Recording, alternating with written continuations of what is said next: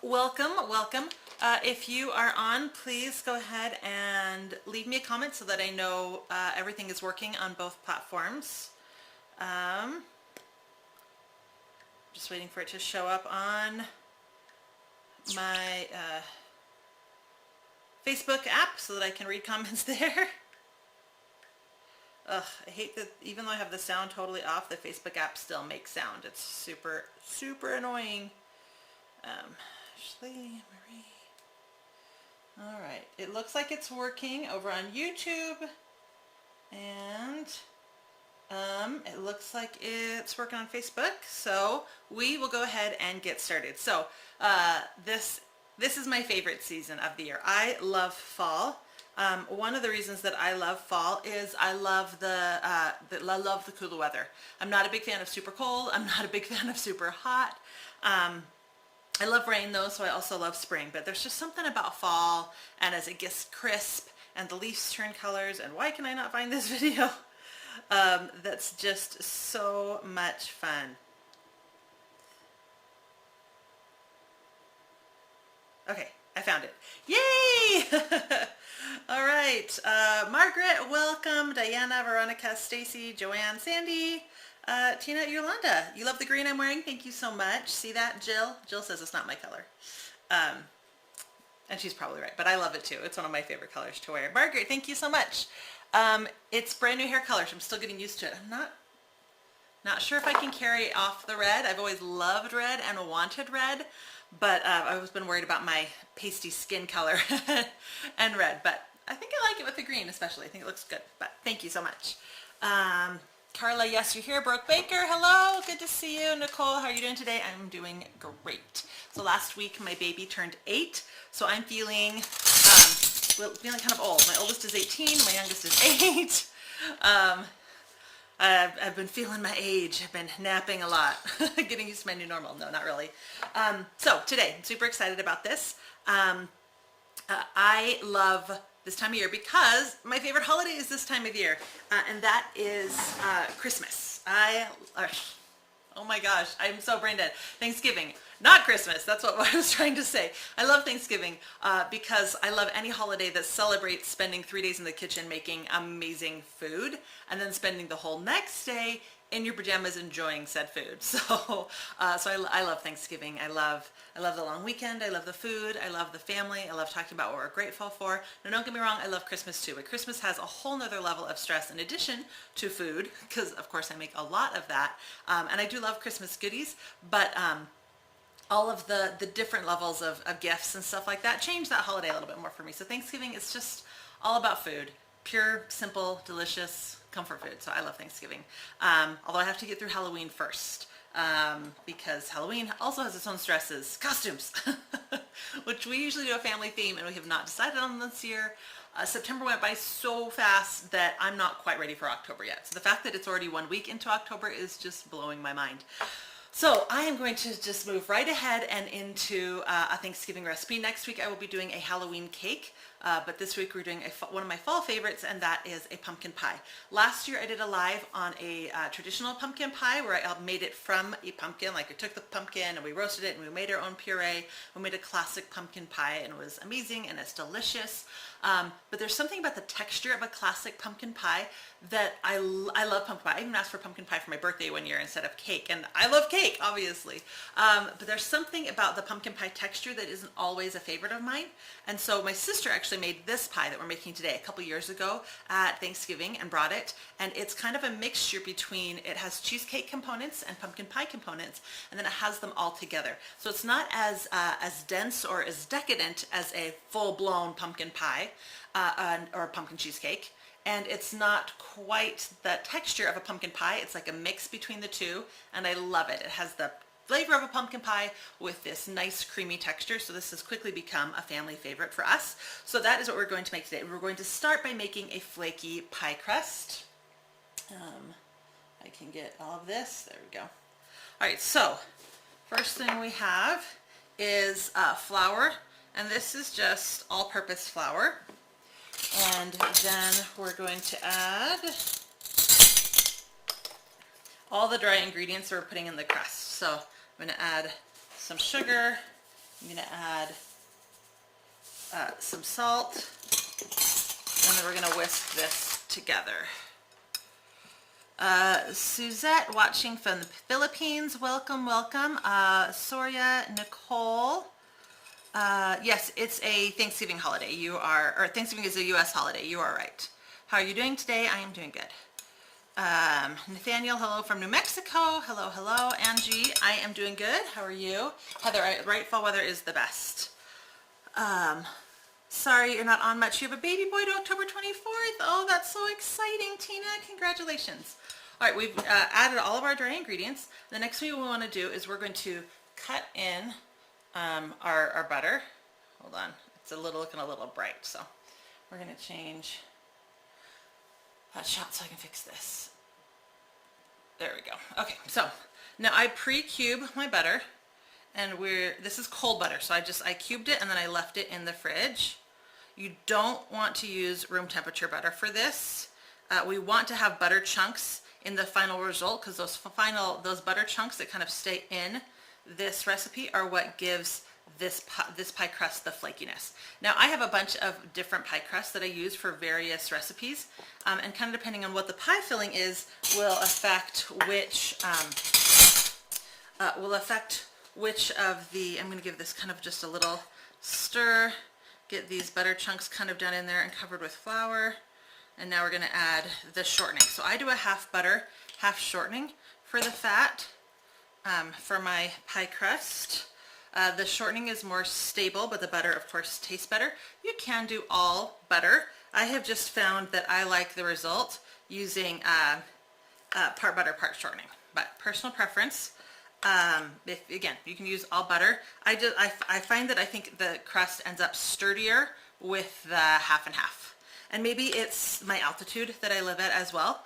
So you can of course go all shortening as well, but why? You could do a mix of the two and do a butter flavored shortening, but I always have shortening around for cake decorating, so I'm just using the classic stuff. Anyway, but for a classic pumpkin pie and for this pumpkin pie, I like an American flaky pie crust, not the pâte sablé or the pâte brisée or the pâte sucré that I make for a lot of my other pie crusts. The one negative about flaky pie crust is that it's, can remember to breathe.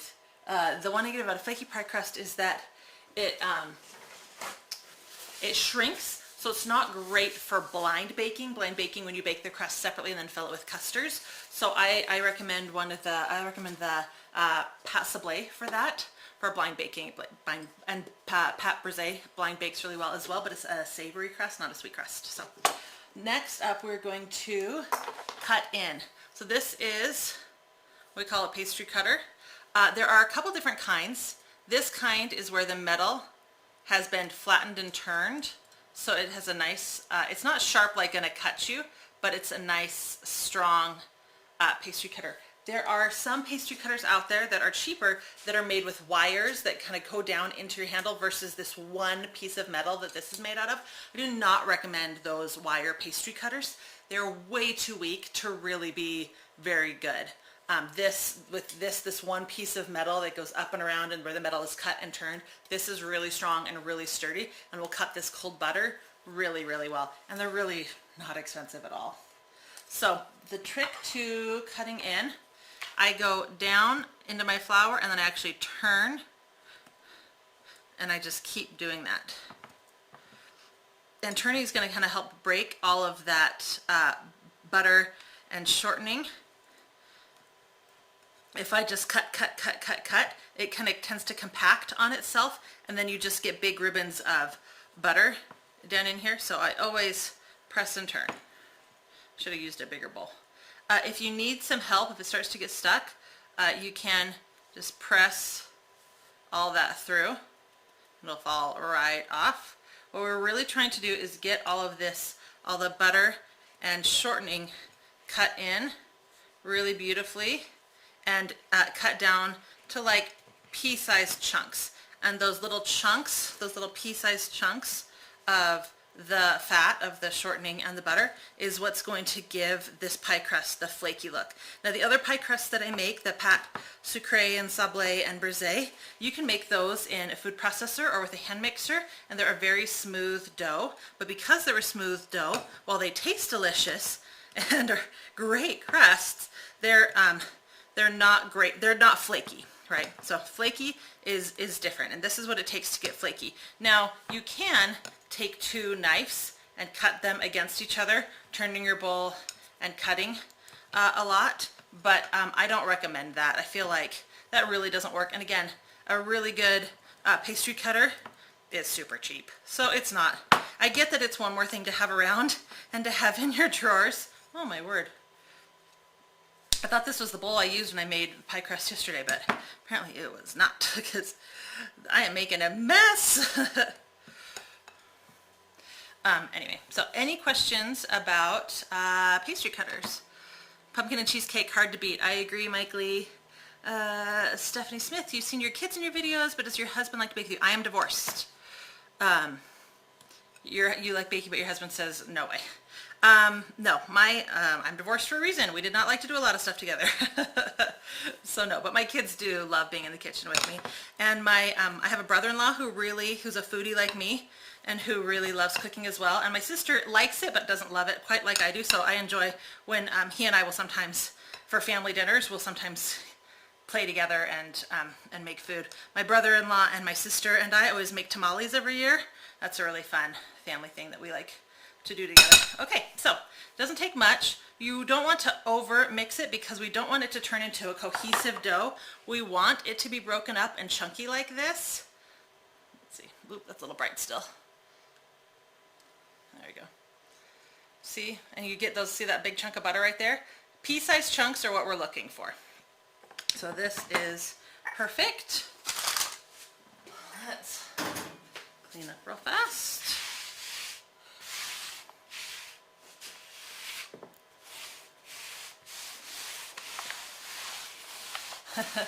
Try to keep a semblance of the fact that I'm super messy out of the picture. Anyway, and now we're going to add our ice cold water. So you can either use pour water over ice cubes to get it nice and cold, or you can just keep water in the fridge, which is what I do.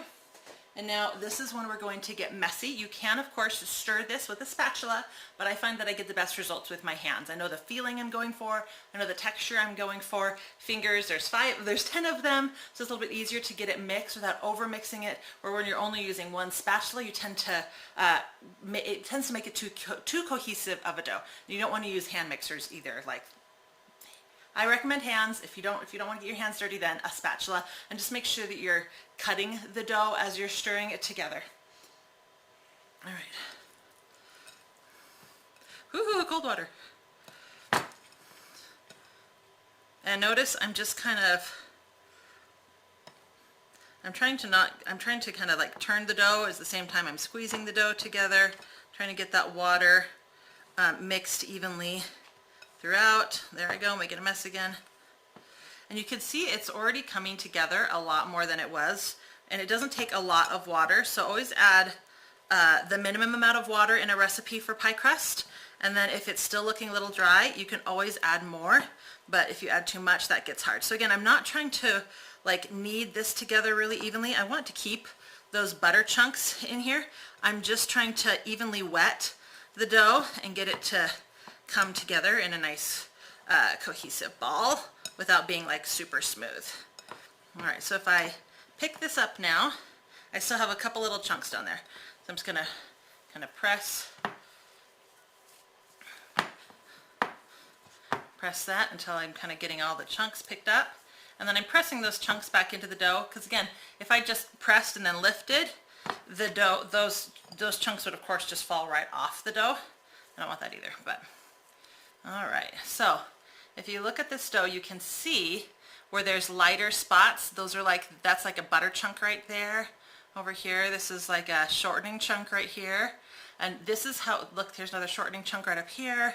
Here's another butter chunk right there. Anyway, this is what, actually I think that's butter right there. Anyway, this is what we're looking for. So this is perfect. And now I'm gonna kind of just press it together.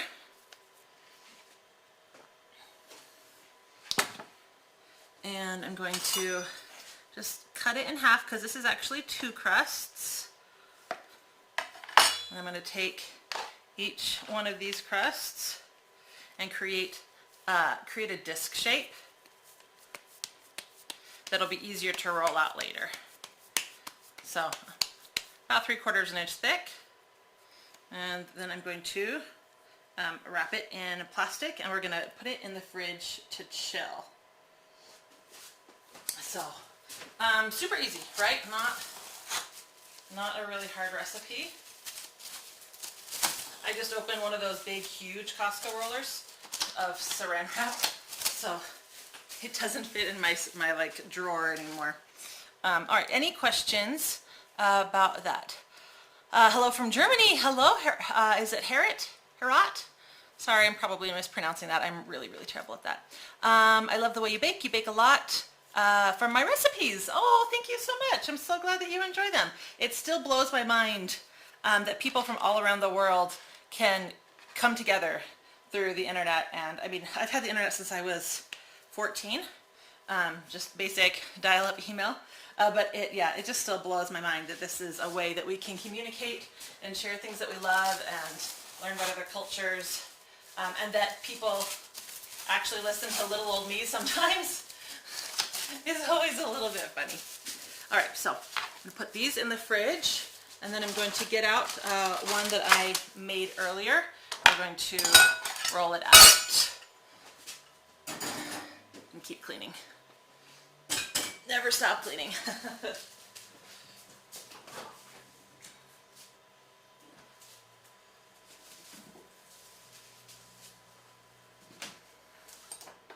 Now, if you're in a hurry, I have dough under my fingernails, just give me a second. If you're in a hurry and you don't want to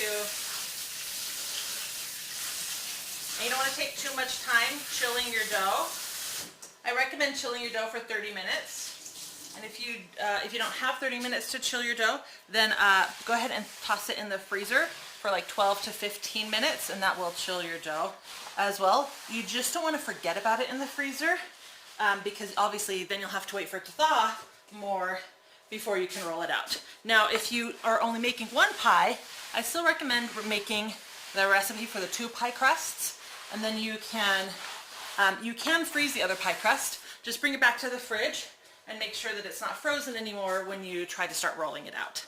Okay, so now time for our pie bag. I always get a lot of questions about this when I use it. So, pie bag time.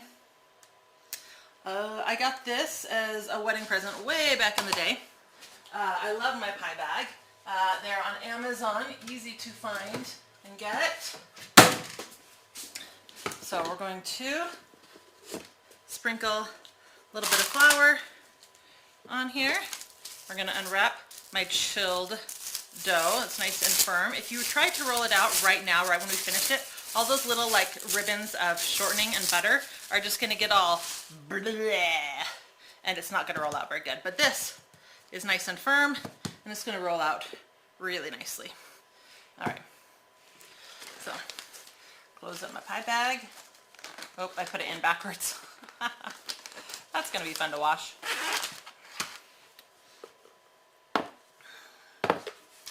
Alright, take your rolling pin. And one of the reasons I like the pie bag, 1, it doesn't make a mess on my counter, and 2, I love how easily I can turn my dough while I'm rolling, and it's much easier to get a nice even circle this way. Now this is one of my smaller pies. We're using a 9-inch pie pan for this one, not like the 10 that I use for most of my recipes. You can use a 10.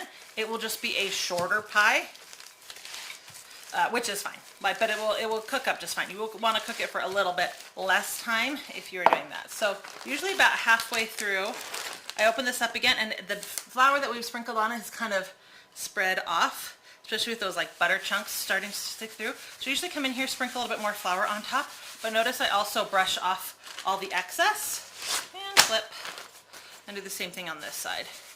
What we're looking for when I'm brushing my hand on top is I'm also looking to see if there's any sticky spots, because we don't want any sticky spots. It won't roll evenly. So if there is a sticky spot, just add a little bit more flour, and then again, brush off the excess. And once it gets to this point, it's kind of warmed up a little bit and it starts to roll out really easily. So again, remember not to roll it too thin or roll it too thin in one spot. We're really trying to keep this even. With these French rolling pins, sometimes the center tends to get too thin, so I usually go around once with just the outer edge. Okay, feel it with my hand. That feels good. All right, let's talk about pie pans. So for the one that I made already, that's finished for our television magic and is ready to show you at the end, I have this really adorable aluminum pumpkin-shaped pie pan that I like using for this pumpkin pie every year from Wilton. It's really cute.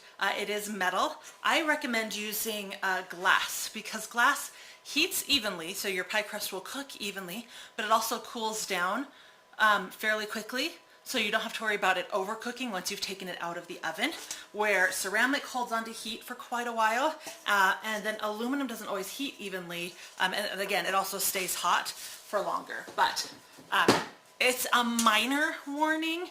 I'm just saying if you have a choice, I'd go with clear glass. The other benefit of the clear glass is that you can, when you pull your pie out, you can look underneath and see and make sure that the center of your crust is cooked, so you don't cut into your pie and then realize, oh, the outside's totally cooked, but the inside is still raw. So that's another reason I like the glass. So it's a minor preference. It's not going to make the world's biggest difference in your pie. Just something to think about as you are choosing your pie pan. So pumpkin pie is a custard, basically, and so it cooks for a long time. So most people think because it's cooking for 40 minutes or 60 minutes, depending on how thick it is, you don't need to pre-cook your crust because the crust is going to cook for 40 to 60 minutes, right? And I used to think that way as well, but I always had undercooked pie crusts or overcooked pumpkin pie. But I don't want to go fully cooked in my pie crust and then burn it. So we're doing what is called par baking, which is partially baking, thus par baking. I know, it's pretty clever. It's really easy. What we're going to do is we're going to put the pie crust in here. We are not going to poke holes in the bottom because once you pour the custard in to cook, we don't want the custard slipping through those holes. So it will create some like little bubbles in the crust. It's okay, it's not the end of the world. But we're going to like halfway bake our crust. So let's do this. So open this up.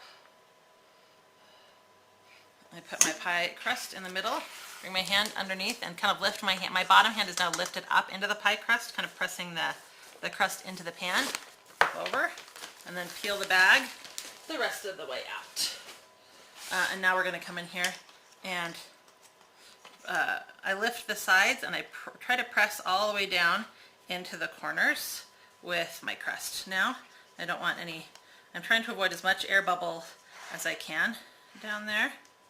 We also want to avoid, so there's a crack right here, and as this cooks, this is probably gonna, because flaky pie crusts shrink when they cook, this is gonna wanna separate.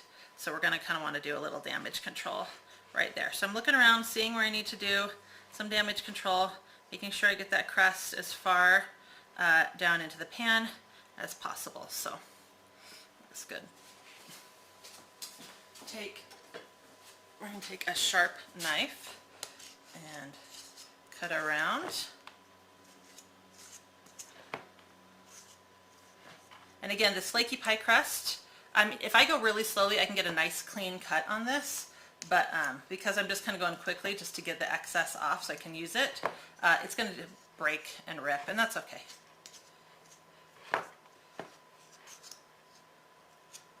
Alright, so now what I want to do is fix any place that we have cracks.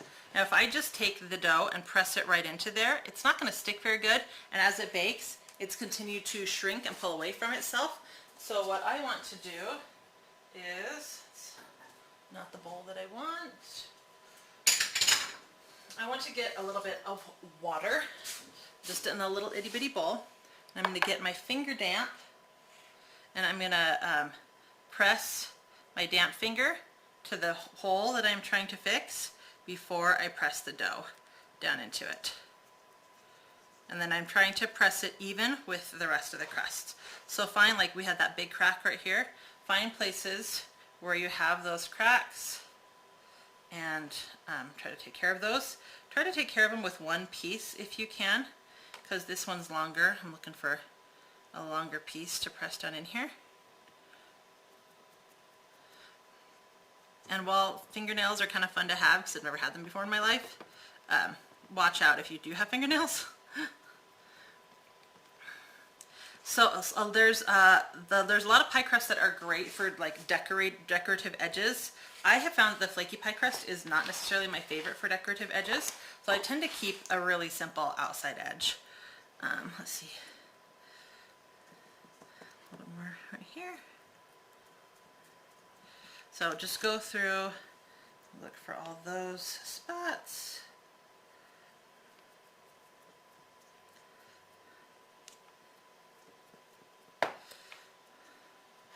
All right. Take the spots in here. Okay. So the other thing that I'm going to do with all of these, I'm going to add these anywhere where like the edge is a little broken. I probably should have taken the time to be just a little bit cleaner, but when you're doing lives, everything's just kind of coming at you. You don't always think very clearly.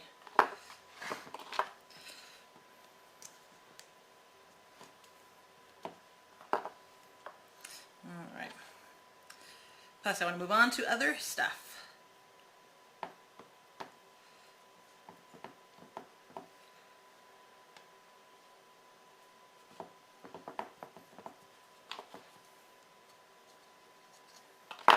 And I'm just going to leave this really clean.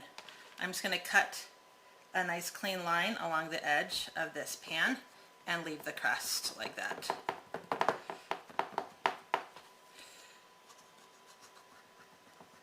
Which is what I should have, oops, done the first time around.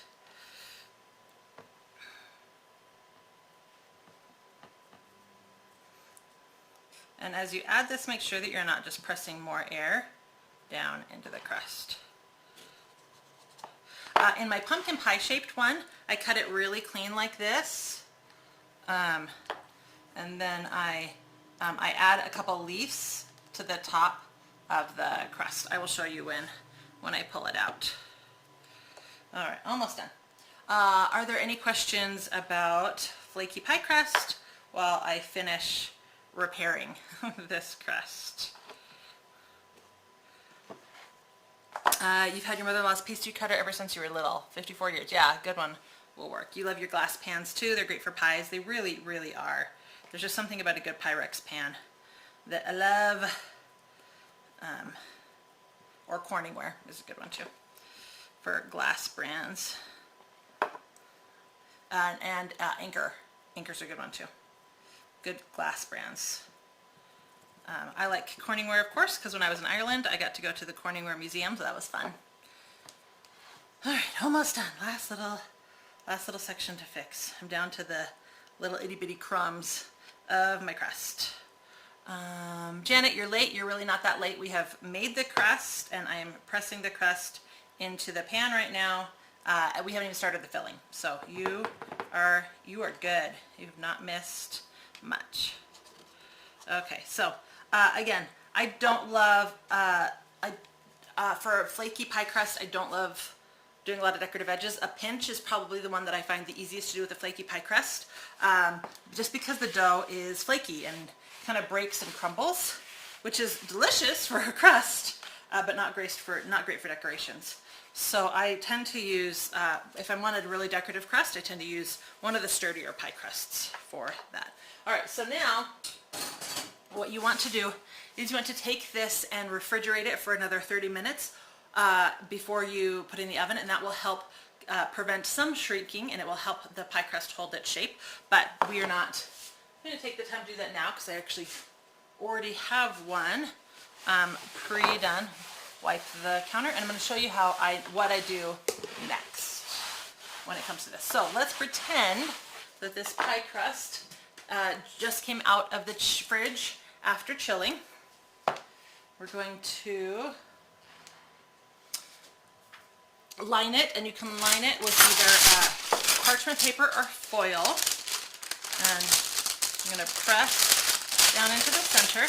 And if you hold the other edge of the parchment paper while you're pressing into the center, you'll be able to kind of easily find those spots that want to fold, right? That want to evenly press.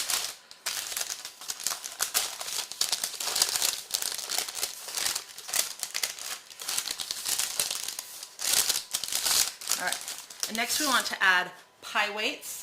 Now there are the fancy schmancy pie weights that are white and are big fat beads. And I bought some just to see what all the hype was about. I never used them growing up. And I bought some a couple years ago, and one, there's barely any of them. So while they do it on the bottom of the crust, they don't really help with the shrinkage on the sides of the crusts at all. And two, because they were so big and heavy with some of the doughs that are a little bit more sensitive, I felt like it made little itty bitty imprints. So I use either rice or beans. I've had this bag of refried pinto beans that I have used for pie crust filling for years now. They're not going to be good for beans, so don't try to cook with them once you have baked them. But I just keep them in a bag in the cupboard with my pie pans. And I like them because I like to fill it all the way up to the top. I feel like it helps hold, like I said, the shrinkage from the sides of my pan at bay a little bit. So next, for a par baked crust, what we're going to do is we're going to bake this for 12 to 15 minutes, and then we're going to take the ends of this and pull it out and let it bake for another 5 minutes, just so that the inside can dry out a little bit. Then you want to let that cool. So I have this partially baked one right here that I made earlier today, and as you can see, it definitely doesn't look cooked all the way, right? See how this is a little bit wider, but this is still kind of wet looking. This is great. This is going to continue to bake. You can see on the other side. See how that's not quite done all the way? I would call that still a fairly raw pie crust. But you can also see what I was talking about how this, see, it rolls in the crust. This has shrunk a little bit, so just be wary. And only if you bake it all the way, it will definitely shrink a lot. So that's why you only want to partially bake it. I did this one for 15 minutes and 5, and I think it was just a little long. I think 12 minutes and then 5 would have been perfect for this.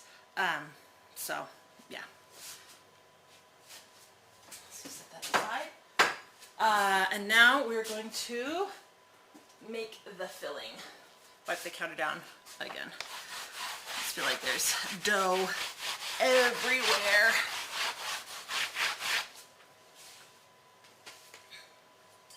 Okay, so the first part of the filling is making the cheesecake texture. This is going to be the base of our pie, as well as the swirls at the end. So we're going to use your hand mixer. You can use a big mixer too. I just find that this recipe doesn't need the strength of a stand mixer. You can use it, but a hand mixer is just fine for this. And you want to use room temperature ingredients. So I have my room temperature cream cheese right here. We're going to add that to our bowl. And now we're going to add the sugar, just like you would for a cheesecake. And we're going to beat this.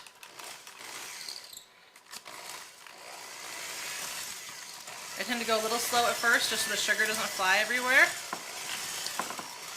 Okay, there we go. And what we want to do here is beat this completely smooth. So you want to make sure that you also are scraping the sides, because what we don't want is to have little chunks of cream cheese end up around here, and then if we scrape the sides later, then we'll get little cream cheese chunks in our final product, which we don't want, because we want this to be perfectly smooth.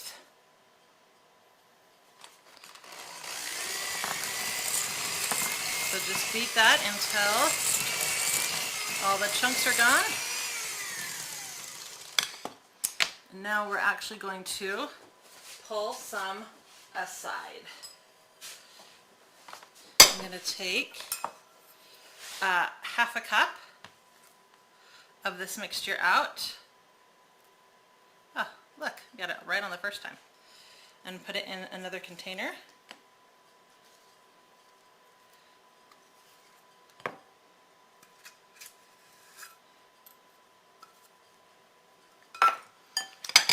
I'm going to set that aside. We're going to continue to work on this. We're going to add the pumpkin. Sophia, what is the best pie crust for decorative designs? I like the pâte sablé and the pâte sucré. I think they both do a really good job for that. You're late. You'll have to watch later from the beginning. Hi, Ashley. Hey, Kelly. You really only missed the pie crust, and you can totally pick whatever pie crust you like. So we're going to go for our pumpkin puree. Did you guys know that the pumpkin puree that you buy at the store is actually not pumpkin, like Libby's pumpkin, which if you're going to buy one, I recommend Libby's. It's actually a different squash that's, of course, pumpkin is a squash, so it's related to pumpkin, but it's technically not a pumpkin. I forget the name of it. I talk about it in my my homemade pumpkin puree post, but it's actually a squash that is more orange, not on the outside but on the inside, and that's why people like it, because it gives that orange color that we associate with pumpkins, where the pumpkin puree from an actual pumpkin tends to be more yellow. So like if you look at my blog, my pumpkin pie that I make from a pumpkin is not necessarily the most appetizing color because it's made from an actual pumpkin. Just random thoughts. Random thoughts by Ashley. All right, so now we're going to want to incorporate this. This is another good time to check for any cream cheese chunks and get rid of those. Once we add the rest of the ingredients, it'll be a lot harder to do. Scrape. Get everything in. Oh, there's a chunk right there. Herg.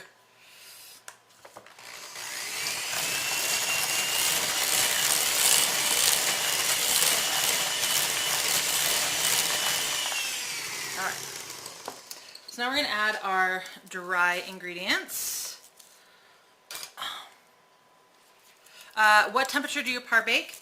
I do this whole thing at 375, but you can also par bake at 350. Alright, so flour.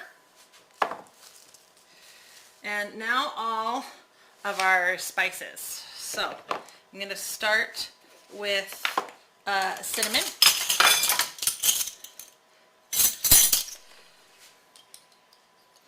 I love these little jars that sit in the back of my kitchen because they're cute and decorative. You can see them. Let's see. Right? Oh, I cannot get my camera to switch now. Come on, camera. You can see them right over there. So they're pretty and decorative, but the opening is so small I can't get my measuring spoons in there. So I need to find something else. It drives me batty. Alright, so now we're going to do some nutmeg, and I do a little less nutmeg than I do the, ooh, big chunk of nutmeg trying to get out. Then I do the cinnamon because it's a stronger flavor. And then we're going to add some ground ginger and some ground cloves. And I do even less of these two because these two are very, very strong. You do not want to add too much. I was making a recipe for a client the other day, filming a video for them of their recipe, and they used equal amounts cinnamon, nutmeg, and cloves. Oh my word. Thought I was going to die. Thought I was going to die. It was, and allspice. Oh my word. It was rough. It was rough. So, I am more sensitive to ginger and cloves, maybe? I don't know. I was not a fan. Alright, so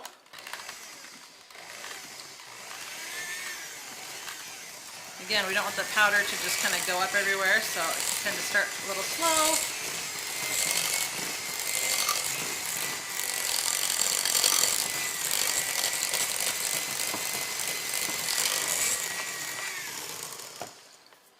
Another scrape. And now we're going to add our eggs. So this is where you want to make sure that you are ready for the eggs at this point. Hold on. I remember I was supposed to add salt to the thing. Nope, I'm good. Okay. I don't have my recipe in front of me, so I feel like I need to double check. Okay, so we're going to add our eggs one at a time and beat them in.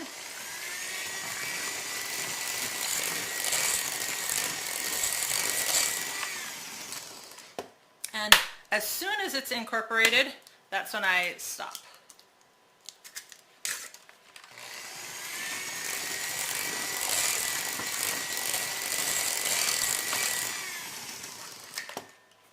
And final egg.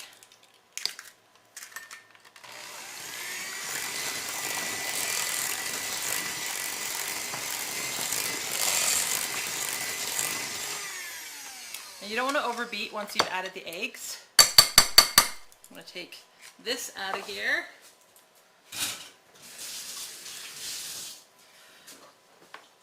And as you can see, there's still like little bits of egg here and there, but they'll be really easy to fold in. Once you add the eggs, that's when you're starting to, eggs hold air and they'll hold air bubbles. So once you start beating eggs in, that's when you're going to get air, and that's when you're going to get broken top and cracked top, right? So trying to break up those eggs, and then you can hand stir them in. All right.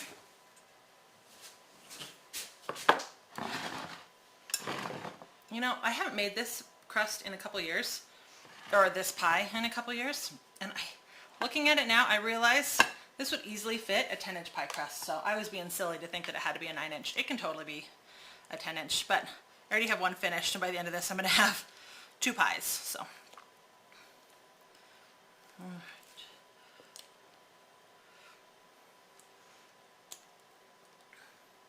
It doesn't help that the pie crust shrinks a little. All right, so I have probably 3/4 of a cup left over. So yeah, I recommend a 10-inch. I'm gonna go change my instructions on the blog post because this will definitely fit a 10-inch. So now we're gonna go back to this cream cheese that we set aside earlier, and we're going to add a little bit of milk to it to make it a little bit looser.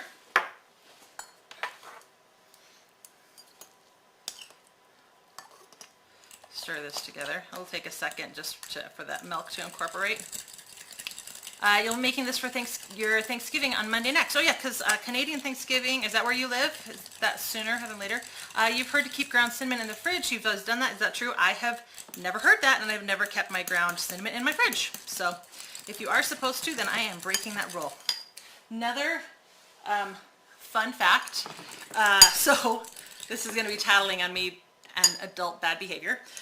We were at Disneyland last summer, so a year and a half ago, and we were at one of the cheap hotels close to the parks, and this woman was complaining that these people, there was batter, they had pancake makers and waffle makers, and they had batter for both, and they had plain batter and a cinnamon batter, and people were just getting the batter from whichever and then pouring them into whatever machine. So she was complaining that people were cross-contaminating the cinnamon batter in all the machines instead of having one machine that was cinnamon free. And she was really getting on my nerves. This was not the only thing that she complained about loudly.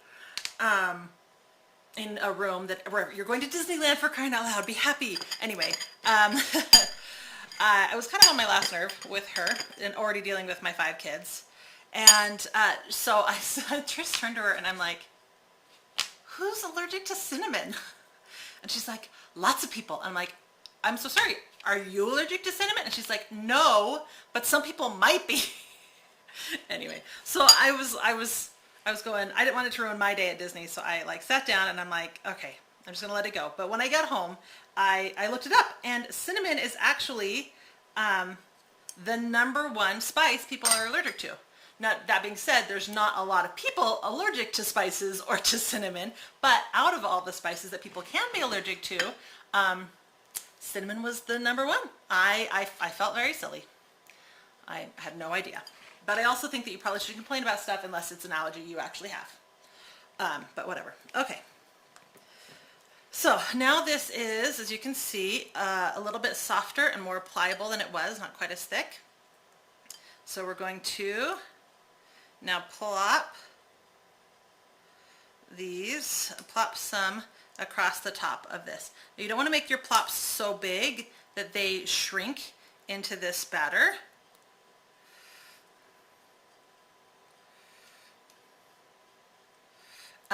Because we want these swirls to stay on top. They're really more decorative than anything else. Okay, you want to take a knife.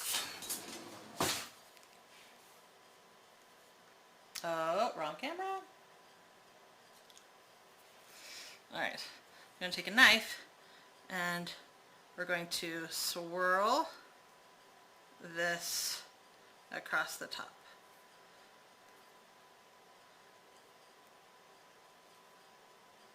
And you can over swirl this or under swirl this and swirl it as much or as little as you want.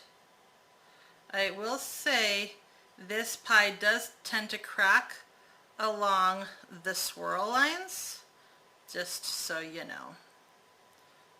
I try to bake up any major chunks.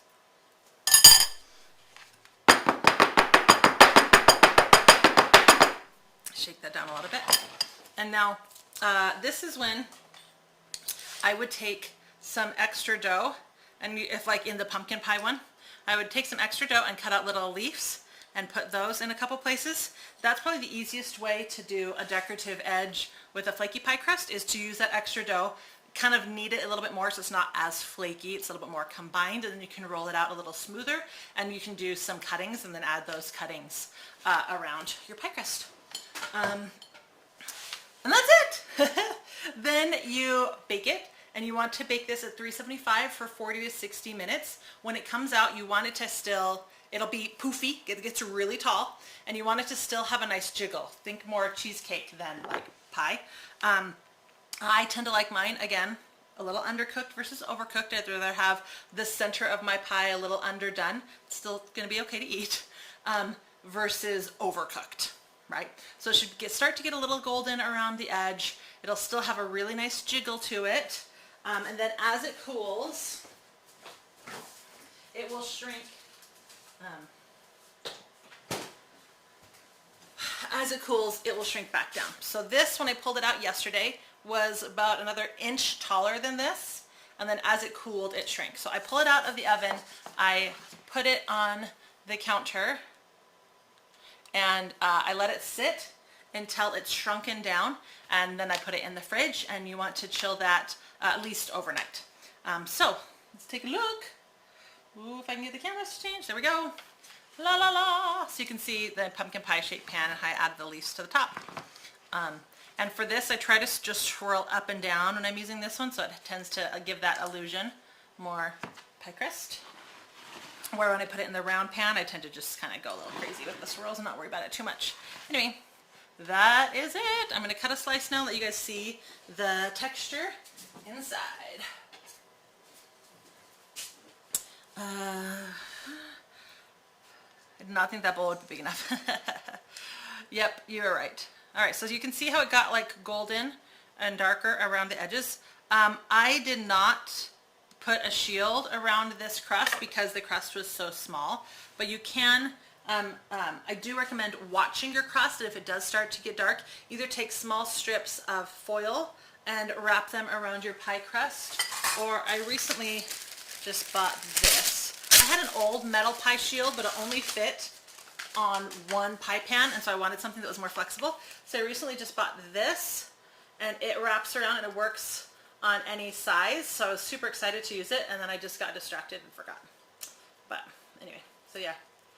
So it will fit around multiple sizes. The one thing you do want to be careful of is it does go in fairly deep, and you don't want it to accidentally like, oh, come on.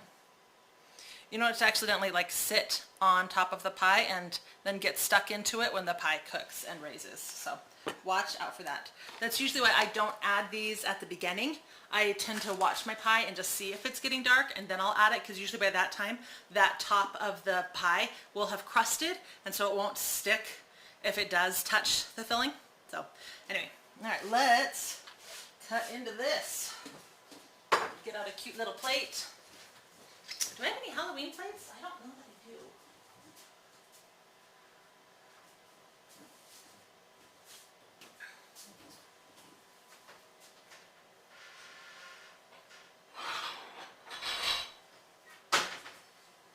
All right, plate.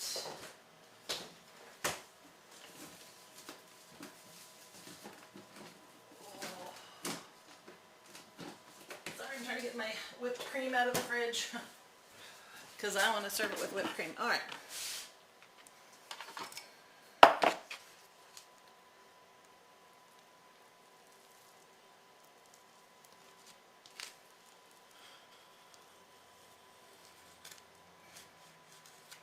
Now, I don't cut again. I either wipe my knife or I clean my knife in the sink. I usually, if I'm serving a lot of people at a time, instead of like just serving right here in my kitchen, I will, I'll just keep a paper towel next to me and just wipe it in between every cut. The nice thing about a crust that shrinks when you bake it is much easier to get the slice out.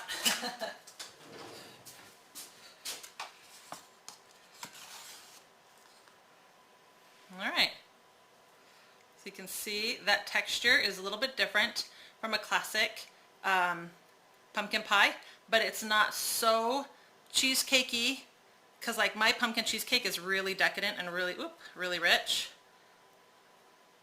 And you can see those great ribbons of the cheesecake along the top.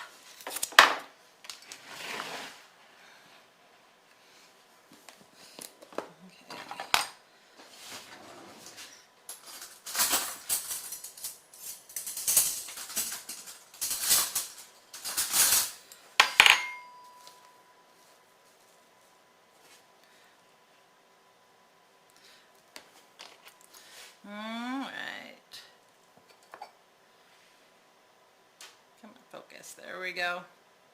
You can see that bottom is nice and cooked. Has a great crunch to it. Nice and flaky. Add a little whipped cream to my bite. All right.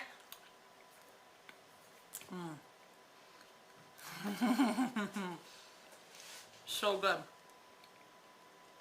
Great texture, great flavor. Not overly rich or decadent. So good. I love Paul. I tried to mix pumpkin and fall. I love pumpkin, love fall, love comfort foods, love Thanksgiving foods. Delicious. So Thanksgiving, I tend to cook every year. I know, you're shocked. So this year I know my kids, they're with their dad. But my siblings and my parents are all getting together. It's funny, we like have this opposite year thing.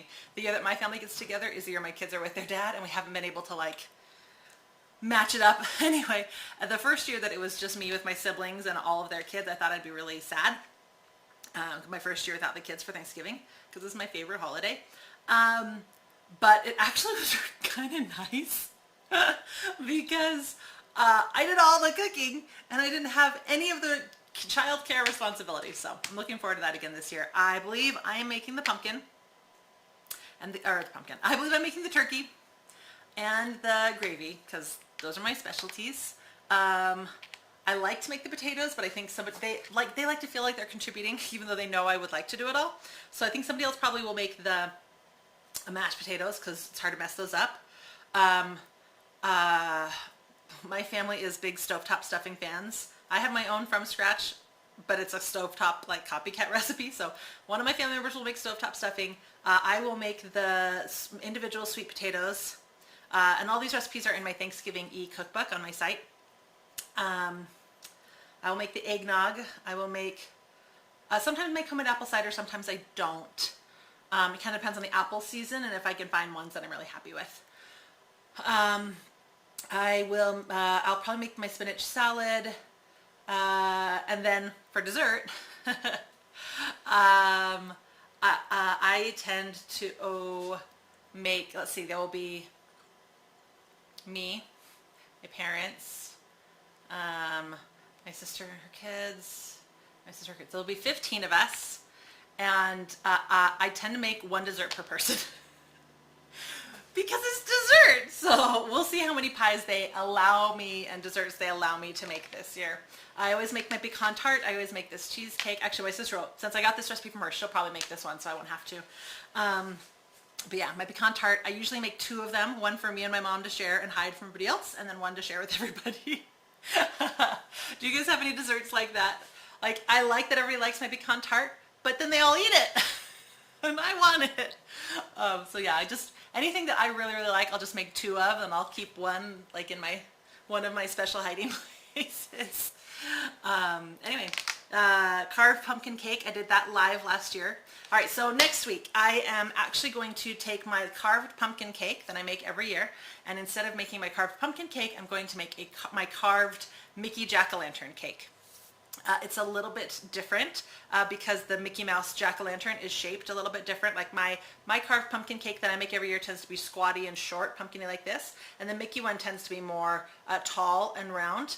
So I will start with round cake pans instead, like ball round cake pans instead of just like an 8-inch round cake pan. And then I will make little mini pumpkins that go right here for easier. So you don't want to mix that. It will definitely be a long live, just heads up, because it's a cake and those always go a little bit on the longer side. But so yeah, next week, 4:30 Mountain Time, live Mickey Mouse jack-o'-lantern cake. So thanks you guys for joining me for this cheesecake pumpkin pie.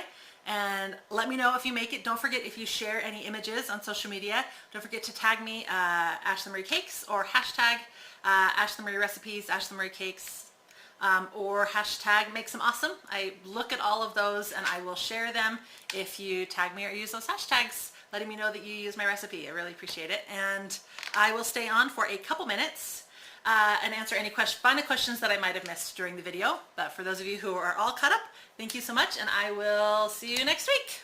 Jill, come get pie. I'm all finished. Come get pie. I love that she gets on right at the end. Jill, I told them that you didn't like me wearing this color shirt, so I tattled. Margaret, you can't wait for next week. Me too. I'm super excited about it. You love all things pumpkin, but you don't like pumpkin pie. Same for sweet potatoes. You're glad you're not the only one with texture issues. Oh, most of my food issues are texture issues, like 100%. And so this was like the perfect thing for me. So give this a try. It's not overly pumpkin-y either. So I do happen to like the pumpkin flavor though. I just don't like the texture. I also make pumpkin ice cream, regular pumpkin pie, pumpkin this pie.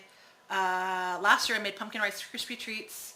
I've also made, pumpkin soup. Duh. I have a coconut curry pumpkin soup that I really like.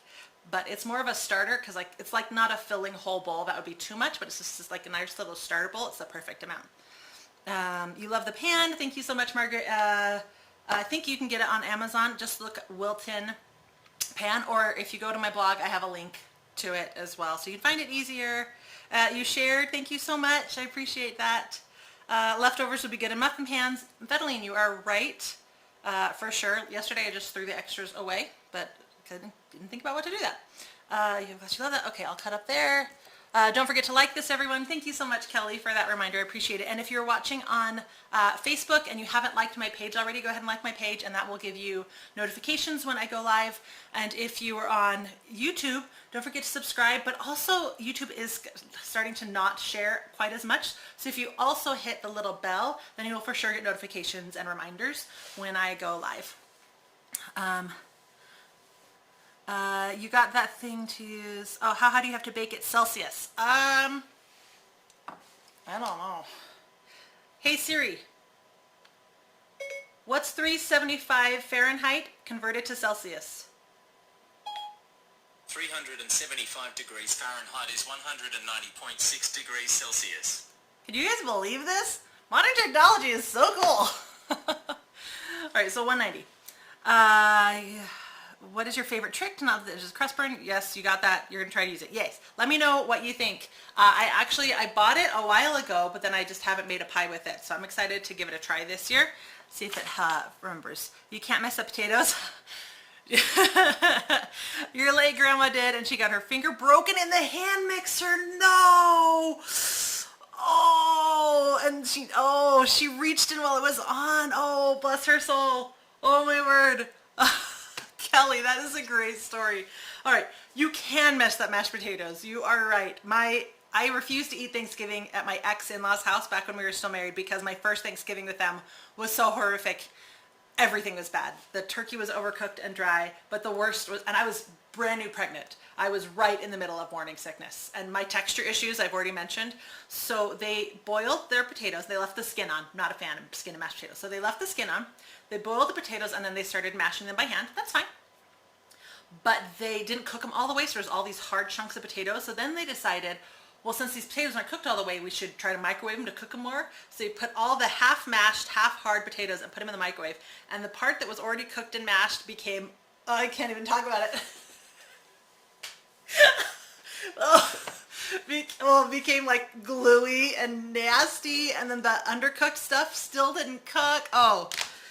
So yes, Kelly, you are right. You can 100% mess up mashed potatoes, but my sisters are both skilled enough that they usually don't. And I will be there. I will be there to help. But oh, my mom's best friend when I was growing up, her son put a spatula in a blender, and the blender, while it was running, and the blender caught it and pulled his hand down, and he cut off 2 of his fingers. And that, I've always been paranoid about blenders and garbage disposals ever since then. So yeah, that was a great story, Kelly. Thank you for giving me a laugh. I needed that. All right, let's make sure I caught up to all the comments. Yeah, okay, great. I think I am all caught up. So thank you again for watching. Don't forget to tune in next week. I'm excited to see you all, and have a great evening and a great rest of the week. Bye.